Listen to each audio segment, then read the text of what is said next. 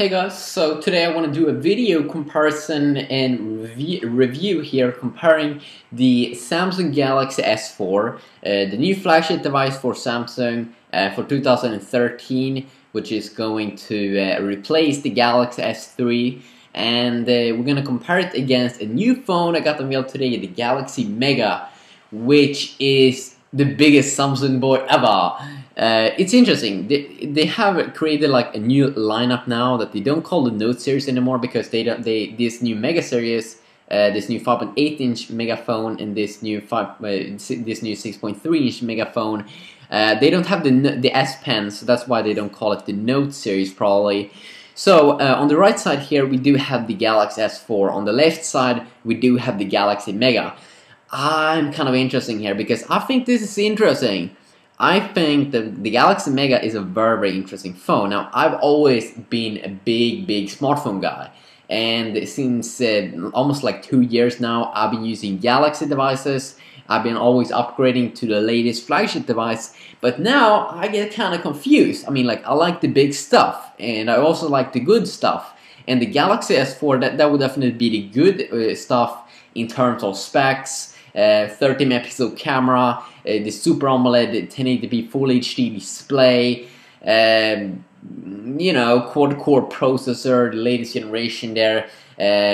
But this boy on the Galaxy Mega here, it doesn't have like the flashy, it doesn't have that 1080p display, that's 720p. It doesn't have a quad-core processor, that's a dual-core. Still have LTE though. It doesn't have 30 megapixel camera, but it has an 8 megapixel camera. And if we're gonna talk real here, if you're gonna do some real talk here, if you ask normal people, will normal people note some major difference between the 30 megapixel versus the 8 megapixel? I don't think so. Will most people notice a big difference between the 720p display versus 1080p? I don't think so. So, and also, will people notice a big difference between the dual-core processor inside of the Galaxy Mega versus the quad-core in the Galaxy S4? I don't think so. So, we kind of come down now to the size and the price. The price is definitely going to be interesting on the Galaxy Mega. If it's going to be priced at around like a mid-range device, that is going to be an interesting phone.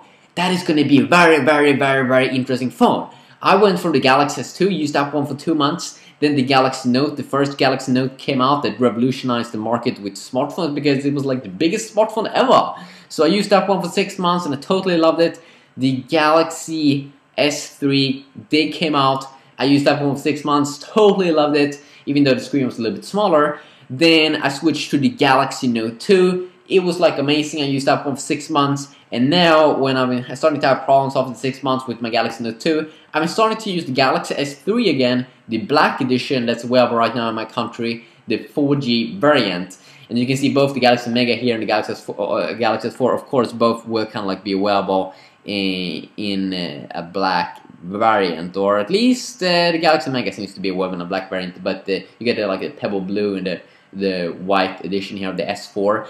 But I find this interesting because I've always been like, you know, we do have, don't complain now, you may hear, oh, it's dual core inside of the Galaxy Mega. Of course you would notice the difference between the Galaxy S4's quad-core processor, but hold on, wait a sec, it's Exynos 5 inside of the Galaxy Mega, so it's Exynos 5250 Cortex A15. It's not based on Cortex A9 like the Galaxy S3, so the Galaxy S3 was a Cortex A9, but it did have 4 cores, and I'm pretty sure the 2 Cortex A15 cores will simulate kind of the same experience, you know, that the Galaxy S3 had on, you know, this Cortex A15. So I think that the Galaxy Mega might have the same browsing and UI experience as the Galaxy S3. That will be a very interesting phone if that is the case. You can also see that they share kind of the same design here, so I don't really know right now the kind of the GPU that you're gonna get inside of the Galaxy Mega,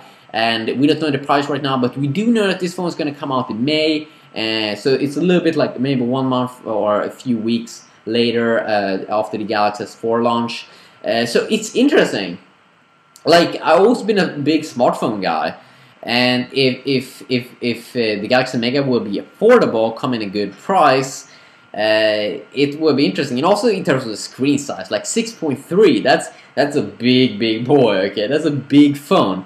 It would be so amazing to walk around with this phone. Like the Galaxy S4 would be like 5-inch, but Galaxy Mega 6.3. That's a big jump. That's a big boy jump. Okay. So I can't wait to get my hands on this device. I just need it. I love it. I mean, you just imagine watching movies and XXX on the Galaxy Mega. It's going to be totally amazing. And we can look a little bit more now on the a little bit more hardcore now on the specs. And the Galaxy Mega is also the i9200 versus the i9500 S4. So let's see here if we can take a look at some hardcore specs here. You can see that yes, as I said, the Galaxy Mega will come 1 month after the S4. Both have LTE also. Very important to know. Both is LTE phones. We only have though 8 and 16 GB variants of the Galaxy Mega, but I think most people, when they buy the S4, also buy the 16 GB variants. Micro SD card on both. You don't get, I'm not sure, Gorilla Glass kind of protection on the Galaxy Mega, what that's going to be. And also here, one thing that kind of sucks with the Galaxy Mega is that it's not going to use Super AMOLED. It's going to use some kind of TFT LCD display, and we haven't seen that, of course, the quality of that one. It's also, of course, going to be heavier, around 70 grams more. 1.5 gig of RAM instead of 2 gigabytes of RAM, so a little bit less than RAM, but I don't think that should be a major problem.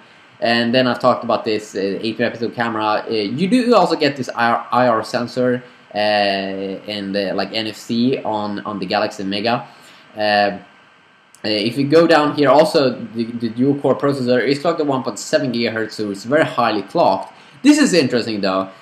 You will get MALI T604 so on the Galaxy Mega, which is kind of cool. Samsung has always been going with MALI on their flagship devices, but now with the S4 you will get the PowerVR SGX 544 MP3 GPU. But if you want to go to Galaxy Mega, you're going to get the MALI T604, which is pretty cool. I really want to see how MALI T604 stacks up against the PowerVR SGX 544 MP3 GPU on the S4. So of course the Exynos 5 chipset on both here, but of course it's a little bit better here on the S4. Android 4.2 Jelly Bean, of course, both will be unveiled with.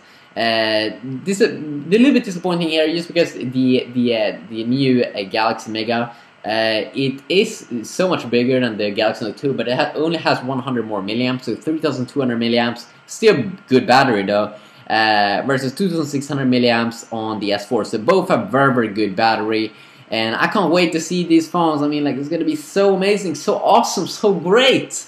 What are your opinions down below?